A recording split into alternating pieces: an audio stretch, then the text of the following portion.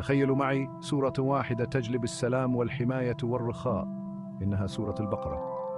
سورة البقرة أطول سور القرآن الكريم، تحمل فوائد روحية عظيمة. قال رسول الله صلى الله عليه وسلم: لا تجعلوا بيوتكم قبورا، فإن الشيطان يفر من البيت الذي تقرأ فيه سورة البقرة. هذا يعني أنها تحمي من الشرور. ثم نأتي إلى آية الكرسي الموجودة في سورة البقرة والمعروفة بقوتها في الحفظ.